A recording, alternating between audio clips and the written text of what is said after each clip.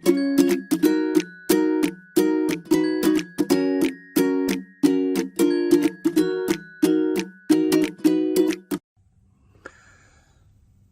ladies and gentlemen, welcome back. Ralph's Automotive. Oh, I had a little bit of time today. I did some rearranging. Well, I didn't really have time. I just decided I'm going to make time. Clean up a little bit. Do a little bit of modifying. I know a lot of you know I complain about my eyes all the time, and it sucks not to be able to see real good. So did a little bit of changing. So yep, that's it. We hung it on the wall. So, but anyway, I was outside. I finally was able to put the Acadia back in here. That's the one that hit the deer with. But anyway, it's still got a couple of running issues we still need to address. I got two catalytic converters for it that needs to be still put on. I hadn't done that yet, and I was outside just now looking around and seen something laying at my step up front. I'm actually on the cell phone, so I can't really tell you whether you can see it or not. I'm sure you probably can. That's a Foxwell BT705 battery analyzer. I see so many people raving about this battery analyzer, you know, comparing it to the higher up units. So I figured give that a try. Those of you loyal enough on my channel, you're probably gonna watch that.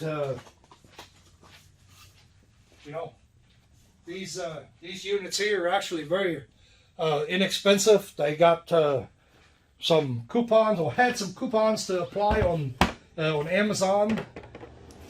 So I figured, what the heck, I'm just going to go ahead and get it. Well, so right out of the box, make sure that the camera can see that. Yeah, you can see it. Had a little screen issue there, I think. The actual screen fell off of it. Of course, it's just glued on there. We'll make sure we don't touch that adhesive. I'll go ahead and put that on there. Maybe no, surely that wouldn't come like that. But anyway, well, no big deal. We don't sweat the small stuff.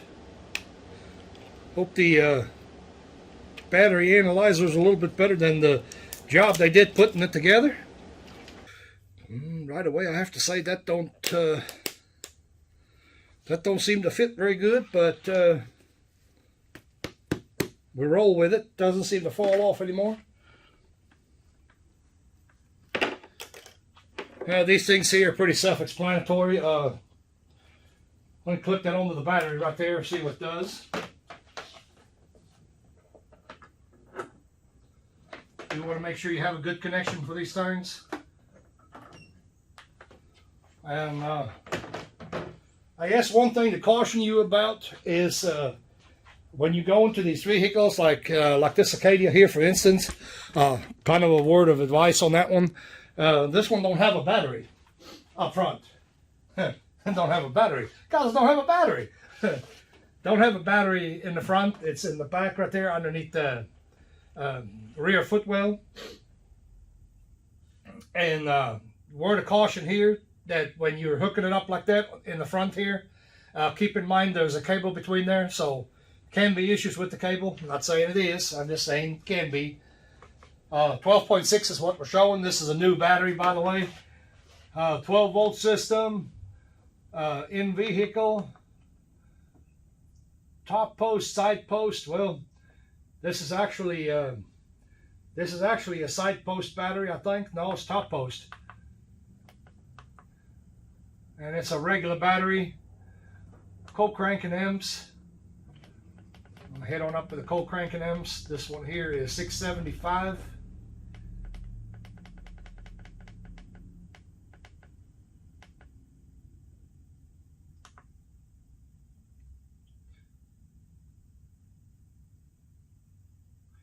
Above 0 degrees Celsius or below. In here, we've been in here, it's above, obviously.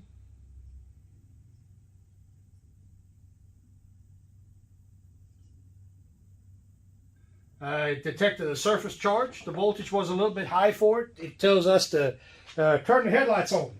We can turn the headlights on. That's doable. There you go. Headlights on. Gotta love it. All right. Turn the headlights off.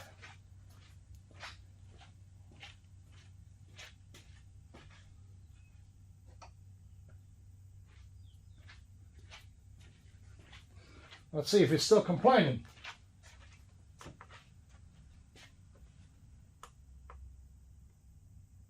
Well, not doing anything right now. Headlights off, not detected. Okay. Maybe it got an extremely good battery or an extremely messed up battery. We'll leave the headlights on for a little while longer, I guess.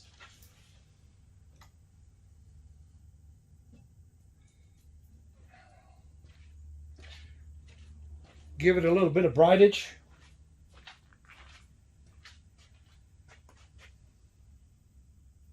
I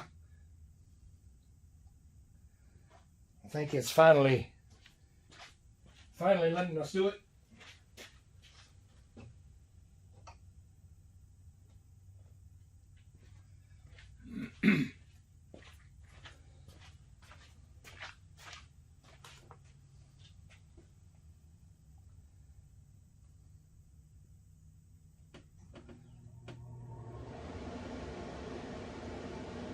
No, I don't want that. Let's go back.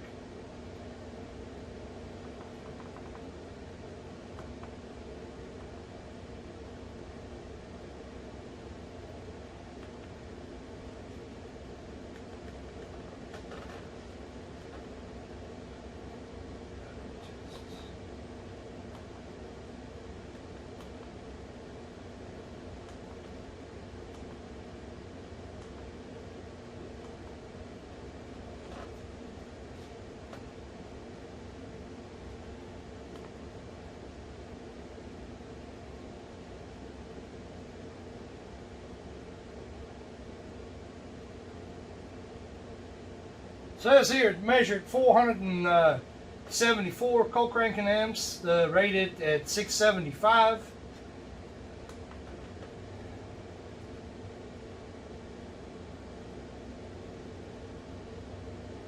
That's not very good, actually. I'm surprised. Of course, it is a, well, I'm not going to say it's a cheaper battery. So, but anyway, starts the vehicle just fine, so it doesn't really matter. So this thing here actually seems to work pretty good. I don't want to go through all the starting the vehicle up and all that good stuff. There's plenty of videos out there to do all that. I just told it was out of the vehicle, so either way, it'll be okay.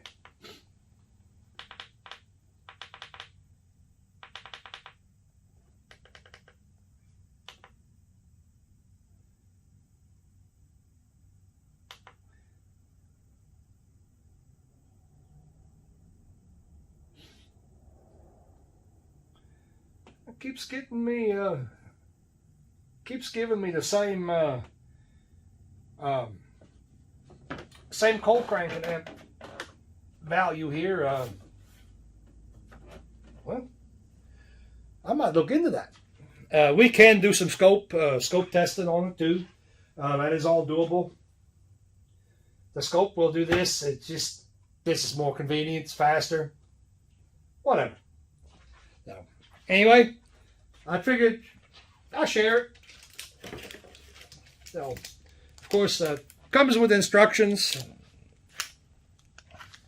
Got your instruction booklet. I don't need it, but anyway, it's there if you need it. The unit seems to be working okay, other than the screen fell off right off the bat. So, I've noticed, and I think I found out why. I am bottomed out on the bottom with a notches R, but on top, I'm really not sitting in there real good. And that's probably the reason why it's not going in there real good. That's that right there is basically, if anybody is interested, that is a problem with the mold. The mold that they're made in, that mold, the pocket that was machined into the mold, the cavity is obviously not big enough for the glass that they cut, or the glass got cut above tolerance. So those two things can be the case. You know, probably more likely that the glass is cut above tolerance, but I don't know. I might just take a file and carefully file over it, make it a little bit smaller, make it sit in there a little bit better. Probably be a good idea. But anyway, I figured I'd just share that. Whatever, there you go. Foxwell BT705 battery analyzer seems to be working okay. As time goes on, we're going to use it a little bit more, and we'll go from there. Thanks for watching.